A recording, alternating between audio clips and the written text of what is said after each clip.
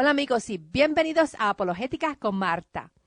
Dios nos habla mediante la Biblia y es allí en donde nos enseña sobre su creación del universo, nos revela sobre su relación con personas y su influencia en eventos históricos y nos profetiza sobre las cosas a suceder en el futuro. Muchas personas no creen en las cosas a suceder en el futuro y tampoco creen en las cosas que sucedieron en el pasado o en los personajes que tomaron parte de la historia bíblica. El mismo Dios del pasado es el Dios del presente y es el Dios que es parte de nuestro futuro. Pero hoy no vamos a mirar hacia el presente o el futuro, sino que vamos a estudiar sobre varios personajes bíblicos que sí existieron en el pasado y que fueron confirmados como personas reales mediante Jesús, los apóstoles o por evidencias arqueológicas. Comencemos con Adán. Muchos, al creer en la evolución, creen que la historicidad de Adán y Eva es un mito o un cuento de hadas. Sin embargo, la Biblia presenta a Adán y Eva literalmente como personas que existieron, que realmente tuvieron hijos y de los cuales descendió la raza humana. En Génesis 5, verso 1, dice, referente al libro de Génesis, lo siguiente: Este es el libro de los descendientes de Adán. Cuando Dios creó al hombre, lo hizo a semejanza de Dios. Génesis es el libro que nos ofrece la historia de la creación de la raza humana y los primeros descendientes. En Génesis 1 y Génesis 2 nos presentan a Adán y Eva como personas actuales y narra eventos importantes en sus vidas.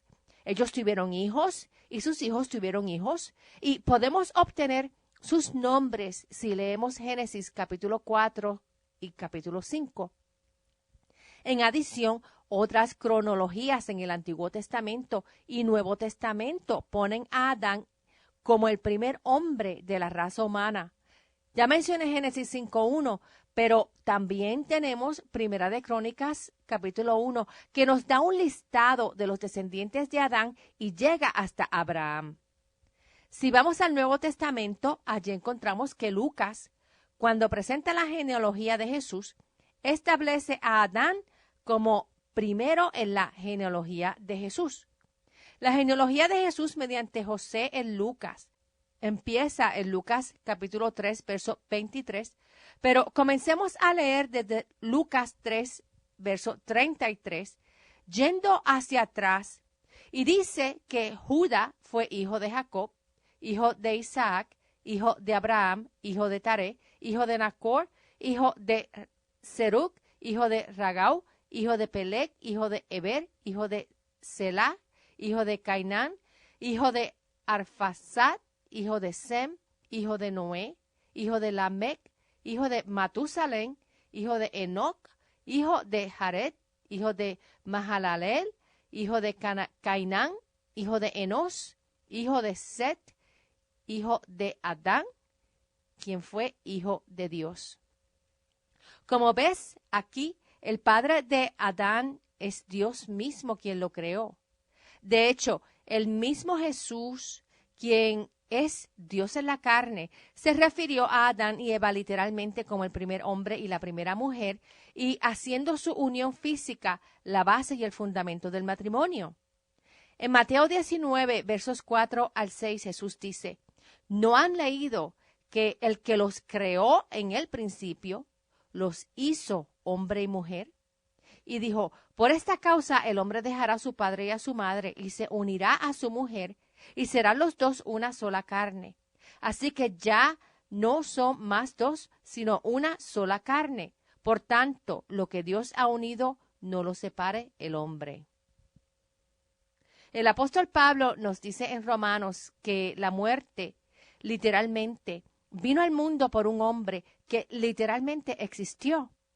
En Romanos 5, versos 12 y 14 dice: por esta razón, así como el pecado entró en el mundo por medio de un solo hombre, y la muerte por medio del pecado, así también la muerte pasó a todos los hombres, por cuanto todos pecaron. No obstante, la muerte reinó desde Adán hasta Moisés, aún sobre los que no pecaron con una ofensa semejante a la de Adán, quien es la figura del que había de venir.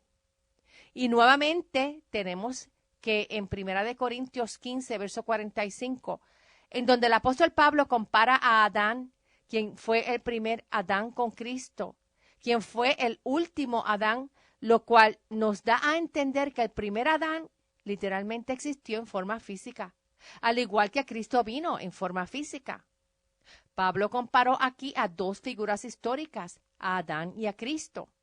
El verso dice, así también está escrito, el primer hombre, Adán, llegó a ser un alma viviente, y el postrer Adán, refiriéndose a Cristo, espíritu vivificante. Nuevamente, cuando Pablo le escribió a Timoteo, él le indicó a Timoteo que Adán fue formado primero y luego fue formada Eva. Aquí Pablo habla de personas reales, no de seres mitológicos. En 1 Timoteo 2, versos 13 al 14 dice, pues Adán fue formado primero, después Eva. Además, Adán no fue engañado, sino la mujer. Al ser engañada, incurrió en transgresión. Lógicamente es necesario que desde el principio existiera un par de seres humanos que fuesen hombre y mujer, ya que es imposible que biológicamente dos mujeres procreen o dos hombres procreen. Adán y Eva fueron la primera pareja humana y de ellos vino el resto de la raza humana. La historia de la creación humana contradice la teoría de macroevolución. Génesis nos indica que Dios creó a Adán del polvo de la tierra y que no evolucionó de otros animales. De haber sido así, Dios nos hubiese dicho claramente que Él causó la evolución de la raza humana. Pero Génesis 2, verso 7 claramente dice, entonces el Señor Dios formó al hombre del polvo de la tierra, sopló en su nariz aliento de vida y el hombre llegó a ser un ser viviente. Esto nos indica que fue un proceso de creación directo e inmediato al comando de Dios y que no fue un proceso largo de eventos naturales. Luego Eva fue creada de Adán. Ella no evolucionó separadamente.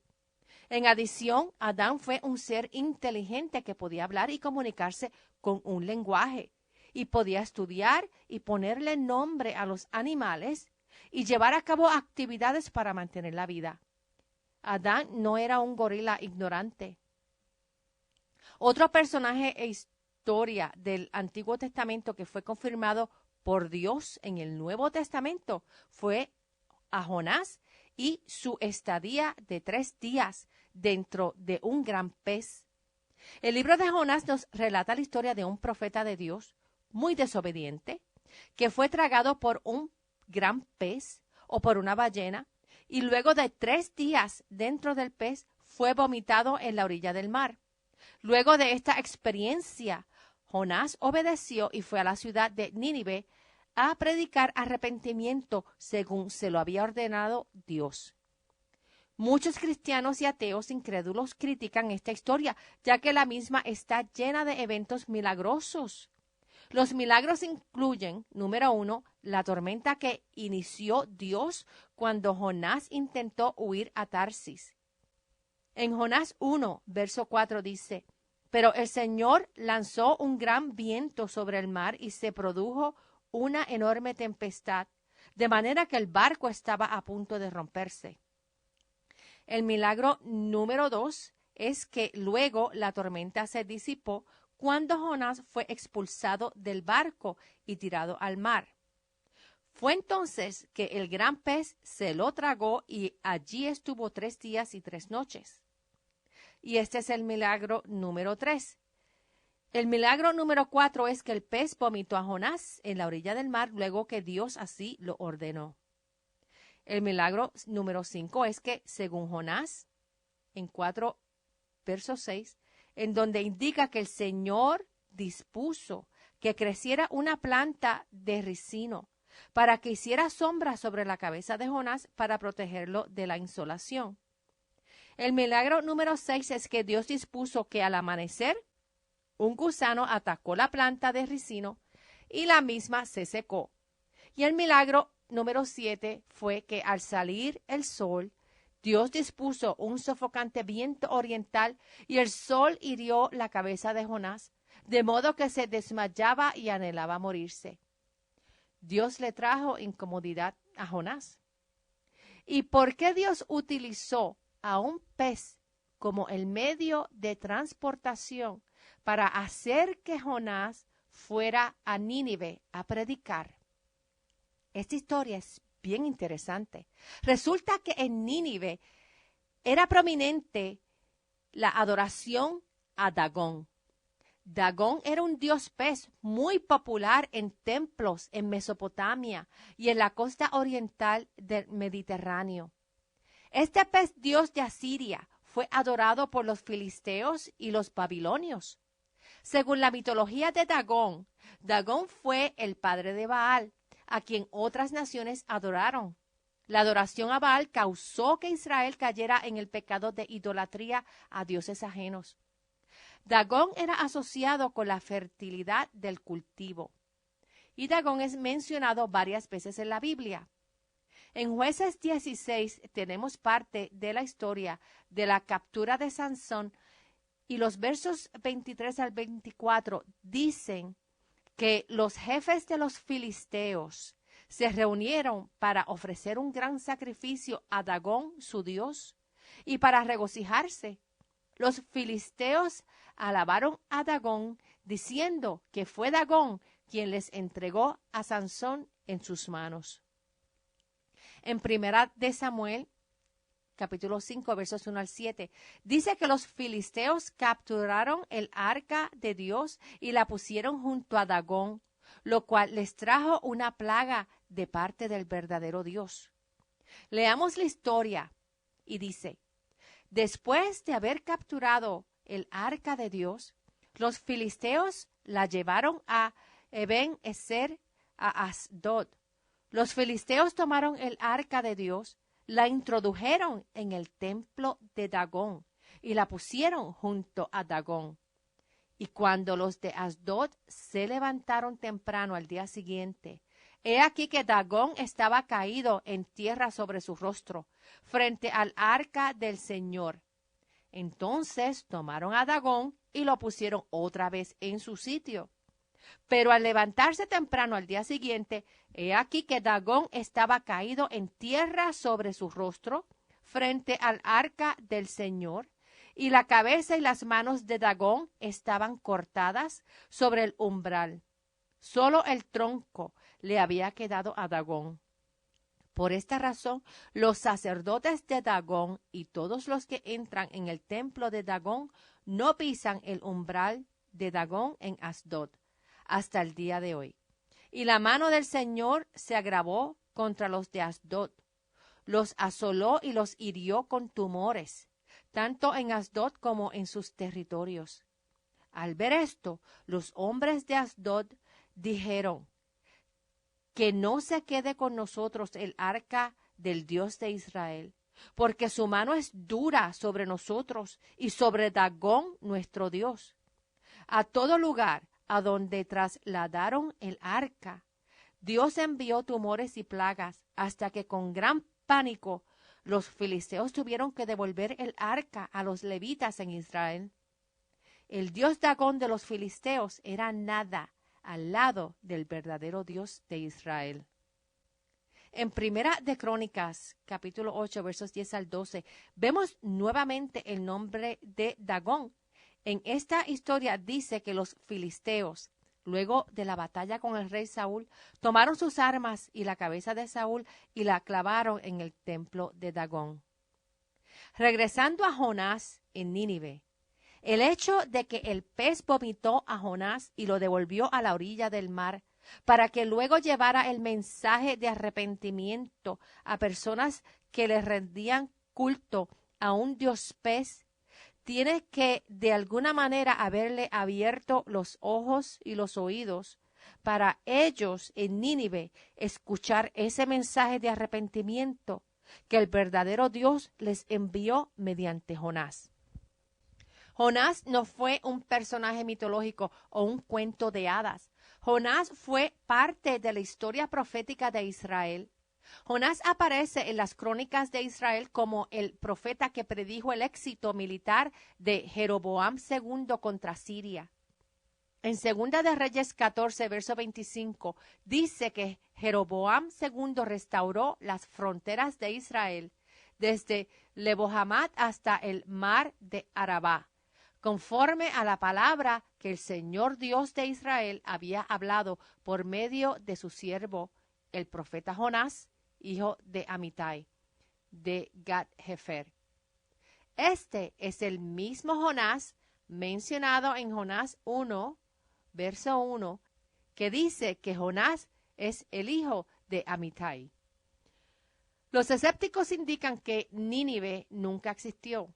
Sin embargo, Nínive fue descubierta a mediados de los 1800 y se cree que fue la ciudad más grande del mundo en su época.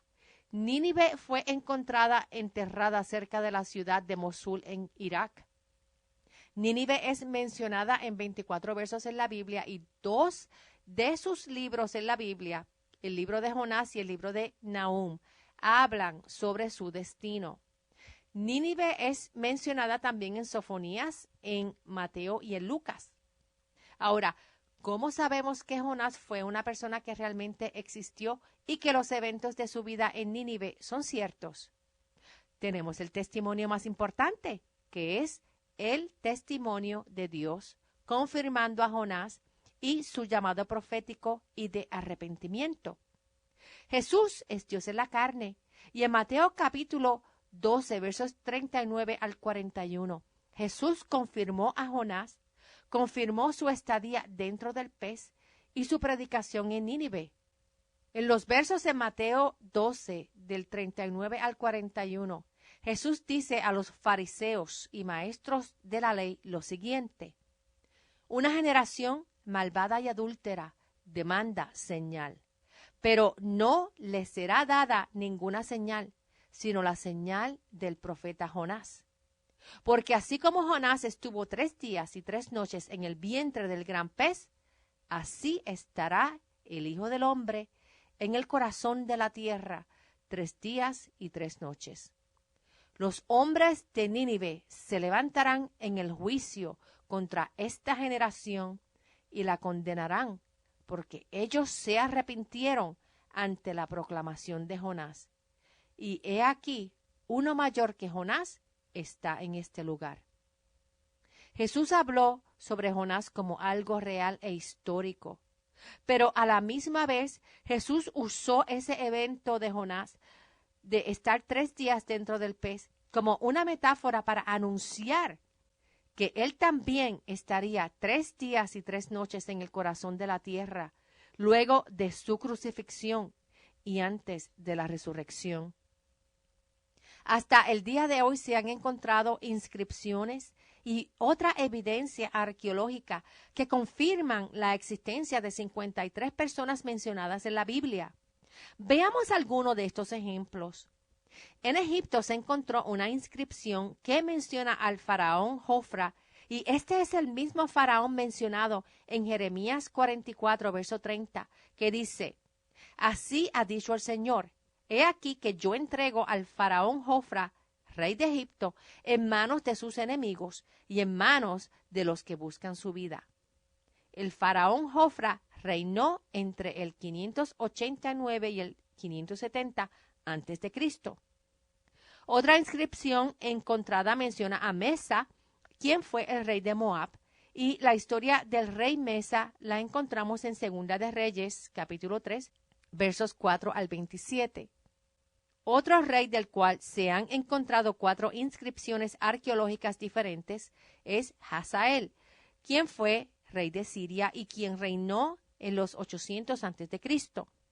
Su historia es mencionada en Primera de Reyes 19, verso 15 en adelante. En Megido se encontró un sello con el nombre de Jeroboam II, quien fue rey del reino del norte de Israel, y es mencionado en Segunda de Reyes, capítulo 13, verso 13. El verso dice: Joás reposó con sus padres y Jeroboam se sentó en su trono. y Joás fue sepultado en Samaria con los reyes de Israel. Referente al rey David, se han encontrado 3 inscripciones que hablan de la casa de David. El rey David reinó entre el 1010 y el 970 a.C. y es mencionado en 1 Samuel 16, verso 13. El nombre del rey Nabucodonosor de Babilonia también aparece en muchas tabletas cuneiformes y él es mencionado en 2 de Reyes 24, verso 1. Nabucodonosor reinó entre el 604 y el 562 a.C. Y en Persia se han encontrado inscripciones que nombran a Darío I y quien es mencionado en Esdras capítulo 4, verso 5. Darío fue el rey de Persia entre el 520 y el 486 a.C. Estos son solo varios ejemplos de entre los 53 nombres de personajes bíblicos que aparecen confirmados mediante la arqueología y que incluyen a faraones de Egipto, a reyes de Moab, Aram, Damasco y a reyes del norte y del sur de Israel, de Asiria, de Babilonia y de Persia. También se han encontrado inscripciones con los nombres de sacerdotes y otros oficiales de esos reinos de la antigüedad. Hoy día tenemos la enorme bendición de que podemos tener en nuestras manos la Biblia, que contiene toda la información que necesitamos para conocer sobre la creación, que fue el primer milagro supernatural, conocer sobre el primer hombre y la primera mujer, Adán y Eva, conocer sobre eventos milagrosos como aquellos en la vida de Jonás y conocer que estos eventos fueron confirmados por Jesús, quien es Dios. Los descubrimientos arqueológicos y otros documentos extrabíblicos nos confirman a personas, a eventos y a lugares mencionados en la Biblia. En la Biblia tenemos un mapa geográfico y un mapa histórico, y que mediante profecías cumplidas en el pasado y con las profecías aún por cumplirse en el futuro, podemos tener la certeza, la fe y la esperanza en que todo lo que Jesús prometió será cumplido en la tierra como en el cielo. El mensaje de Jonás fue para llamar a personas al arrepentimiento. El mensaje de Jesús es el mismo, el de arrepentirnos de todo pecado, el de aceptar su perdón mediante la sangre que Él derramó en la cruz por nosotros y seguirlo solo a Él, porque solo Él es el camino, la verdad y la vida eterna.